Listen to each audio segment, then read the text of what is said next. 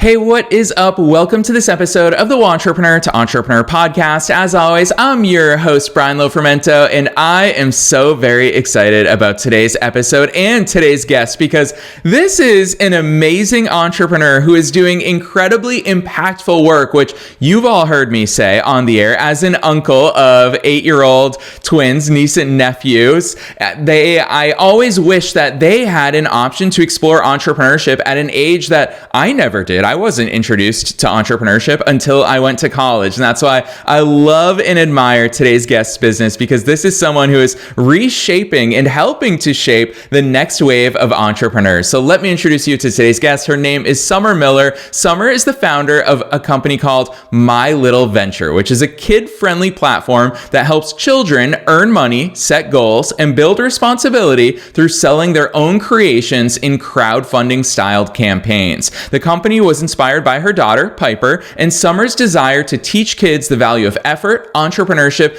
and delayed gratification in a safe, supportive environment. Now, this is not Summer's first venture. This is an entrepreneur who really thinks in terms of growth and impact. And I can confidently say that because before launching My Little Venture, Summer scaled and exited a home care company with 1,000 employees back in 2024. Today, she's on a mission to empower families and the 54 million kids like Piper across the United States to dream bigger, work toward meaningful goals, and experience the pride of building something on their own. I'm so excited about this. Let's dive straight into my interview with Summer Miller.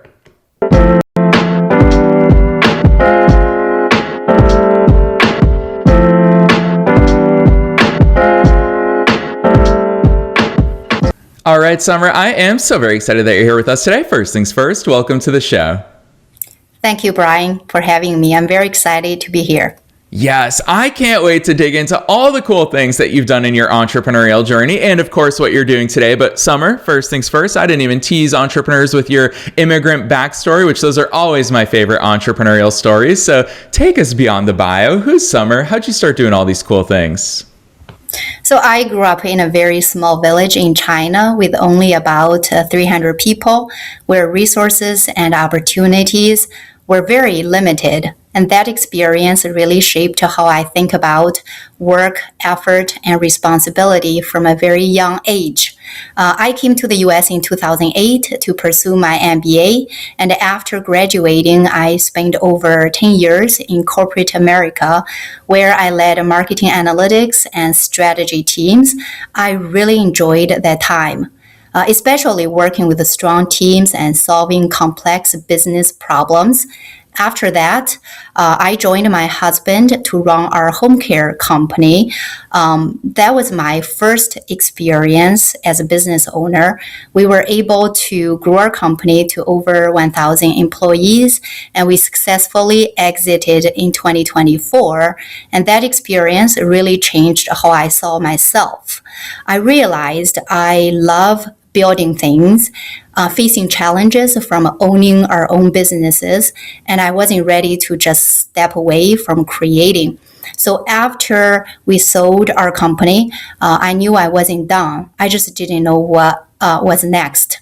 And then a very simple parenting moment with my daughter Piper ended up changing everything.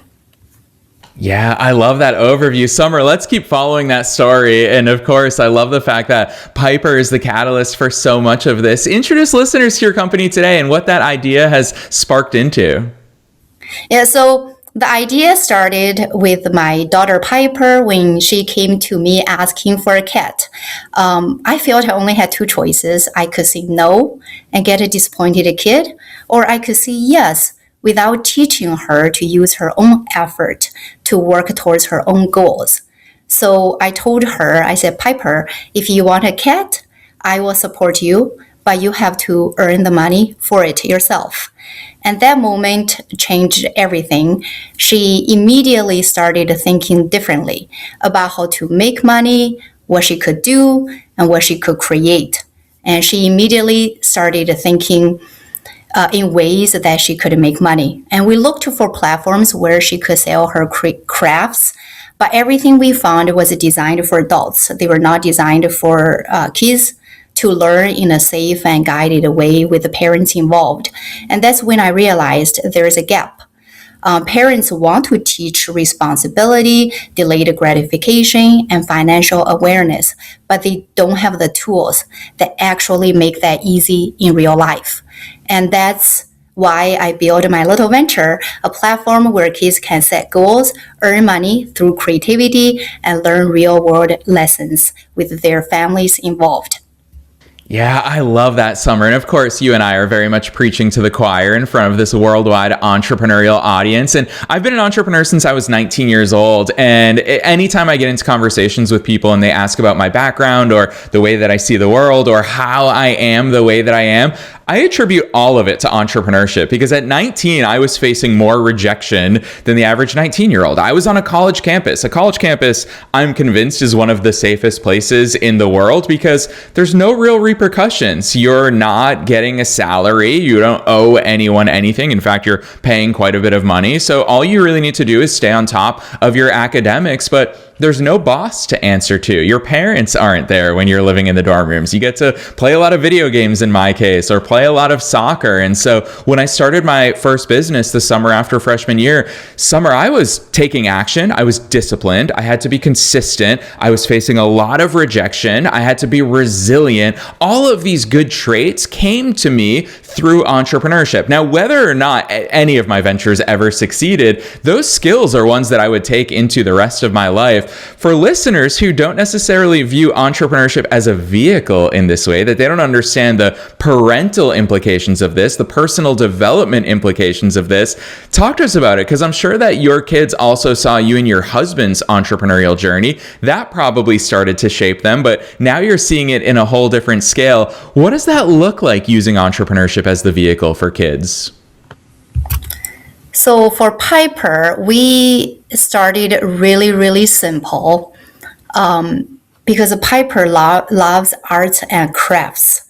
And for her to reach her goals, and we know as a parent, we want to cultivate her entrepreneurship and the way she thinks about effort, work, and goal at a very young age. So we started simple. With her arts and crafts, she was going door to door to sell her creations, and she also sold it to families and friends.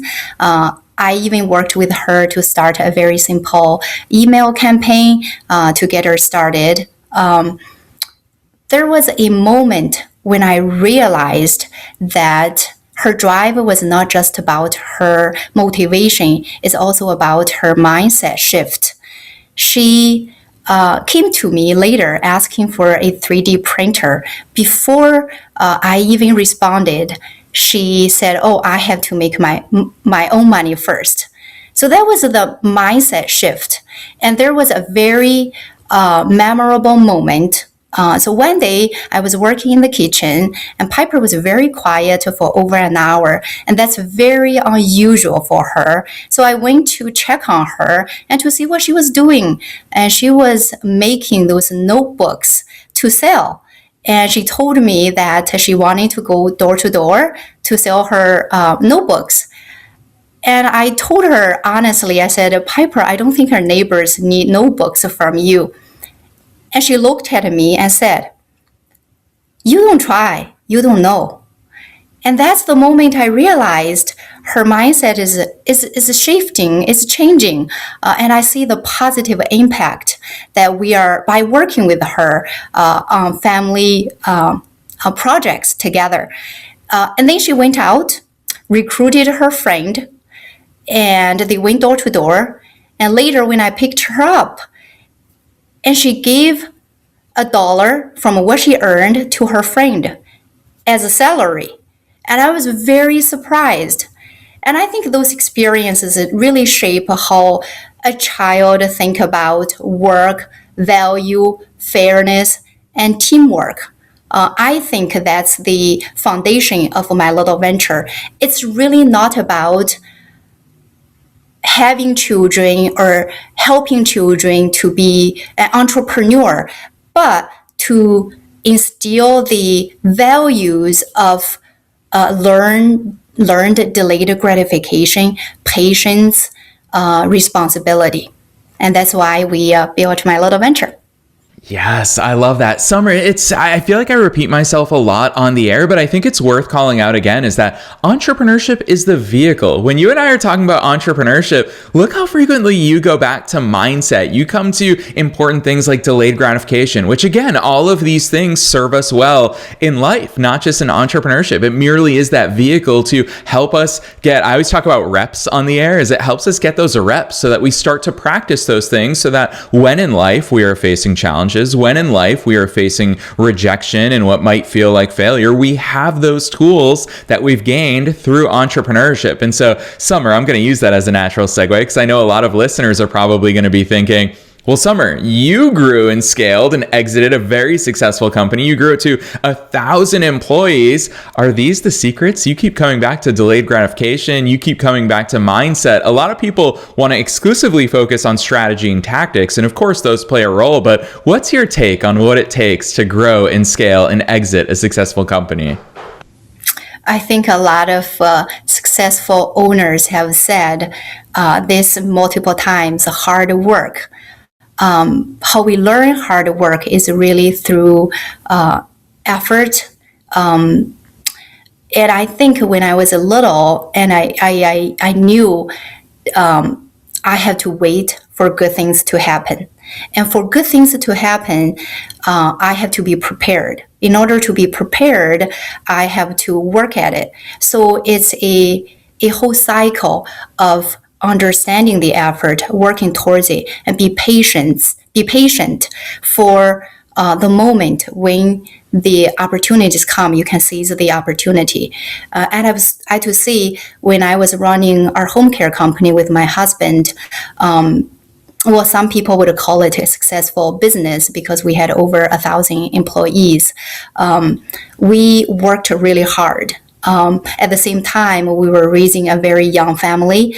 Piper now is 7 years old and Max is 5. But when we were in the process of selling the company, they were very young. And my husband used to work like 14 to 15 hours a day. And I worked all day and I reserved the time between 5 and 8 to spend the time with my kids. And other times my kids were with the nannies. And I reserved this time, family first. And then after that, I was so motivated to work and I would work until midnight after I put the kids to bed. But I really think it's working hard towards a goal that made us and gave us the possibility of selling the company. Yeah, and to that point, I really want to emphasize this for listeners, is you didn't say work hard because you get instantaneous results. You've already mentioned delayed gratification multiple times in our conversation today. It's about working hard even when, and maybe especially when, you don't see those results. You have to keep going. This story would not be this story if you and your husband tried it out for a couple months, didn't necessarily see the end results that you were looking for, and then gave up. It is about that persistent, continued hard work. And when I think about that, Summer, there's something so beautiful about Piper's story and the fact that it sounds like she somewhat naturally said, well, I want to do this. I want to start this. And when I think about all the things that you're building with My Little Venture, I hope every kid in the United States and globally understands that entrepreneurship is a very fun and powerful vehicle to challenge yourself, to grow, to gain new skills. But Summer, maybe this is a part philosophical question for you because I'm not a parent just yet, but how do we create these environments where kids themselves want to do this? That it's not something that their parents said, hey, I signed up for My Little Venture and I want to see you try this. How do we create that environment where kids are a driving force? Kids jump into and recognize the fun of it and they actually want to be that driving force. This is such a great question. Kids have goals. There are many goals. For example, they could have a goal for, hey, I want a toy, I want a 3D printer, I want a bike for my birthday. And those are perfect goals. And those are the moments they're very motivated and they want to achieve their goal. And as a parent, and we share this experience with the kids and lead them through, make them realize, here's you have a goal and how can we help you make that goal happen? and also help them understand that money doesn't grow on trees, that you're going to ask me, I will buy the gift for you. Instead, as a parent, we seize the moment, help the kids realize, hey, they could do something on their own. And so this is the natural part about the kids who will be motivated when they are asking for something in their life. So as a parent, we need to cultivate and support them and seize the moment. Yeah, really well said, Summer. It makes me realize how similar, I guess, all of us entrepreneurs are to kids. We obviously were all once kids. And I'm excited to see the way you go with this next question, because I've never quite had the opportunity to ask someone this question. But I think that the venture that you're currently into and all the things that you're building with My Little Venture, I think you'll have a really interesting vantage point here. And what I find so fascinating about entrepreneurs is that we always look for and we hope that there's an answer key. I remember when I was a teenager starting my first business, I wanted to find the answers. And so I would listen to business podcasts like this. I was buying every single business book in the world. I was watching YouTube videos when they started getting out there, looking for that answer. And then, of course, inevitably, I one day realized that there is no answer when it comes to entrepreneurship. It's not a test with pre-written questions that I can just get that answer right. And to me, that's one of the most beautiful things about entrepreneurship, is that the answers are different for everyone. And I would imagine that when we watch our kids do some things, we want to help them. We want to give them as many answers as we possibly can. And of course, so much of parenting looks at, well, no, you have to let your kids explore. You have to let them learn. You have to let them fail so that you can one day get to see them succeed. How do you bake that into the experience? Is it something that kids are naturally looking for the answers like us adult entrepreneurs do? Or how do parents help to usher their kids there without necessarily giving them answers along the way? So I completely agree with you. I do the same thing as you did. I read a lot of books about entrepreneurship, and I attended entrepreneurship classes. They were helpful. They were very helpful, and but they were different until I started running my own company. The moment I started running my own company, it is very real in terms of how to build a team, how to expand, how to maintain the business, how to grow our clients. Once we naturally start thinking in very realistic ways of running the business. And I like one of the quotes you had in one of your podcast that you said, it's not about, the listeners would go to you and ask what business they should start. And you tell them that just start anything. Once you start, you'll learn. I completely agree with you. Once we start, we will learn through the process. The first business might not be the business that will stick, and we may have to go to the next one. But only after we start the first one, we start learning about the ins and outs of running our own business. As in terms of for kids, they have a goal, and as a parent, we help them to reach their goal. And My Little Venture is a platform that helps the parents to engage with their kids, lead them through the process of launching a campaign using their own effort and supporting them by sharing the campaigns with the family and friends. It's really about parents and kids sharing the experience of working together towards a goal. In the process, the parents will guide the children of learning using their own effort to reach their goal.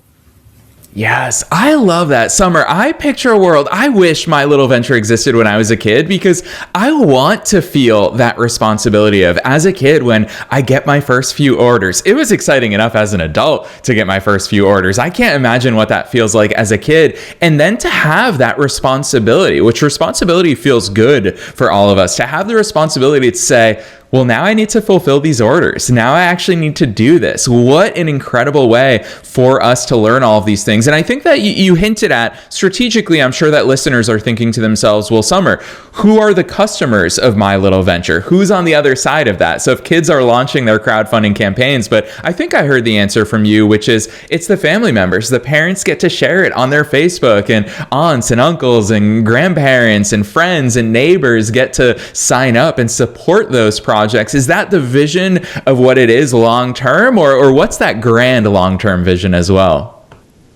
Yeah, it's a very good question. Our core mission is still to build a platform for kids to learn how to set goals, earn money, and learn responsibility. This won't change for the future. We are also in the process of partnering with the fintech companies who teaches kids how to save and invest responsibly. We, in the future, we will expand probably into financial literacy. But as for now, we focus on core mission to help kids learn how to earn money, set goals, learn delayed gratification. Summer, I've got to ask you this. This goes a little bit outside of the scope of our conversation, but you are a parent, you are an entrepreneur, you are an innovator in so many different ways. I feel like we're at a really interesting point in time where education is changing. It doesn't have a choice. It has to start changing. And we see there are a lot of reports about how traditional academic institutions, such as colleges and universities, are starting to see their enrollment numbers go down. And we have an interesting world where we get to actually practice these things outside of the classroom. There's no reason. We don't have to wait for a teacher or a curriculum or an institution to start teaching these things. What is your take on how solutions and innovations such as My Little Venture fit in with the traditional or not so traditional academic paths? Thank you for asking this question. We are actually working with the schools and local communities to help children and family to launch their first campaigns and giving them the first experience for success. As in the process, I'm seeing very positive change into our overall educational system. Many schools are teaching financial literacy lessons. The gap still remains between teaching in the classroom and doing it. Once a child starts doing it, really earn money and see the impact of those earnings to their goal, and it becomes more memorable to them, and they will become more motivated. So overall, I see positive change into our educational system. They are touching on those aspects of education. When I grew up in China, these lessons were not taught. You had to learn in real life after you graduate. But I see that's changing in the US. But with My Little Venture, we can provide the hands-on real-world experience. You're learning theory in classes, come to My Little Venture to practice and really launch a project, really watching your money grow and use the money you earned to learn how to save, invest, and buy the things you want. Yes, I love that. Summer, to me, this is the classic case of why entrepreneurship is so powerful, because it's partnership, it's collaboration. It's not one or the other. It is you working in tandem with schools to combine the theoretical and the academic with the actual practical and the real world experiences that we all need to complement the things that we learn inside of a classroom. So I love that model. I love that mindset from you as the innovator and as the founder here. And I want to put you on the spot because this is something that, coming from an immigrant family myself, I know how much that immigrant mindset has played into the way that I see the world, and certainly the way that I view opportunities and possibilities as an entrepreneur. And Summer, it's come up a few times in our conversation today about how much growing up poor in China has played into your story. And I know that for a lot lot of people, they think, well, if I don't have anything, then entrepreneurship is not a path for me. I have a scarcity mindset. I need to go get the illusion of a safe job. Summer, you have forged your own path in incredible ways.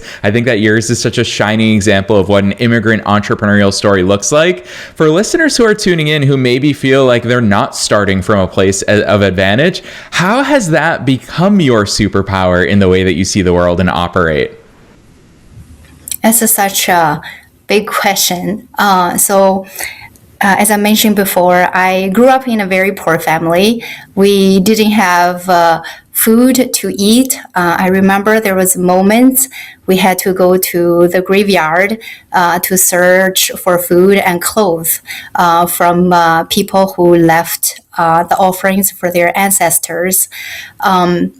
So as you said, yes, I learned from a very young age that I need to work very hard to make my own way. And there were very limited resources in the village, especially in a small village. I knew the only way out for me was education. So I studied very hard, got to a really good university, and later I came to the US for education.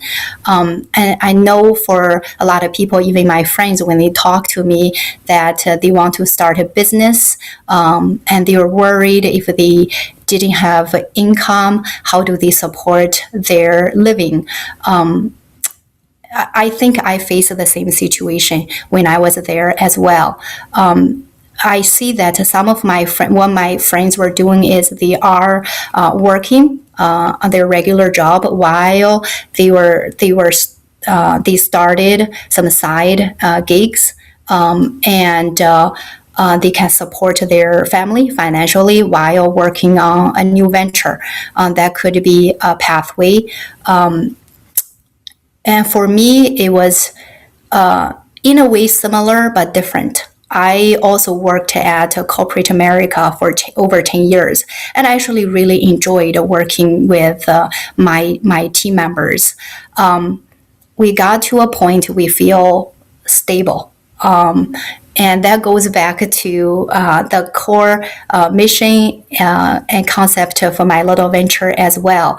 We have to be able to earn money and support our own goal. But I think it would be very hard for me to quit my job and then go into starting a new company completely because I had to support my family as well.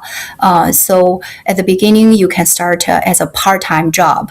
And, there are other ways. I just want to see for other people who want to start their own company, there are a lot of resources as well. When I started my little venture, I had a lot of help from various organizations. We actually applied to a fast-track competition. We win first place. They gave us some grants, and we also applied and partnered with the universities. They also have entrepreneurship centers, and they would give us grants as well. So again, for people who want to start a new venture, there are a lot of resources out there. You search and look, universities, your local government. Yes, I love that. So well said, Summer. But those resources are only out there if you are willing to do the work. And I think that, again, that is such a shining example for listeners that we all know that there are resources out there. Very few people, I can say this as the host of a podcast with listeners in over 150 countries, very few people will actually put themselves out there and take action and reach out to amazing entrepreneurs that they heard from and learned from and look for connections and look for all of these resources that you mentioned. So huge kudos to you, Summer, for always being an action taker at every step of your journey. And I told you before we hit record that time would fly by, but I'm very excited to ask you this final question because it's super broad. You can take it in any direction you want. And that is, what's your best piece of advice for listeners? Knowing that we're being listened to by both entrepreneurs and entrepreneurs at all different stages of their own growth journeys, and knowing that they could be both kids, they could be both adults, and you are a fellow entrepreneur, so you get it. What's that one piece of advice you want to leave them with today? Well, along the way of my entrepreneur journey, I had a lot of good mentors and a lot of people helped me. I really appreciate the opportunity I had.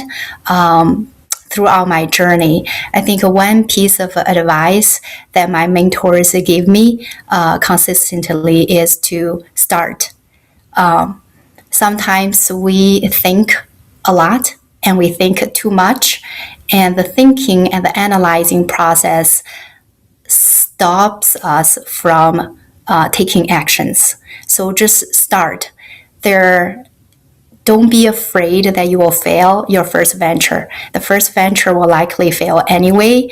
So just start one, learn the process, and maybe your second or third will get you there. Just start.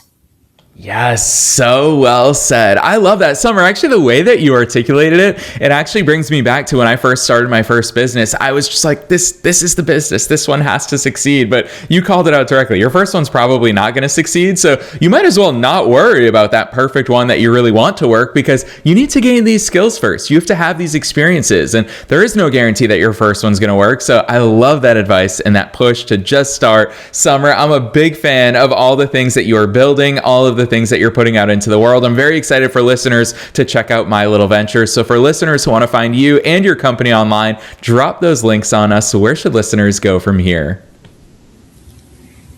Yeah, the listeners can follow us on www.mylittleventure.com, and they can follow us on LinkedIn, Facebook, TikTok, and Instagram. And we'll put this in the show notes as well. Yes, exactly. Listeners, you already know you don't have to remember any of these links. If you're on the go, if you're driving, have no fear. You can click right on through from the links down below in the show notes. Otherwise, Summer, on behalf of myself and all the listeners worldwide, thanks so much for coming on the show today. Brian, thank you for having me.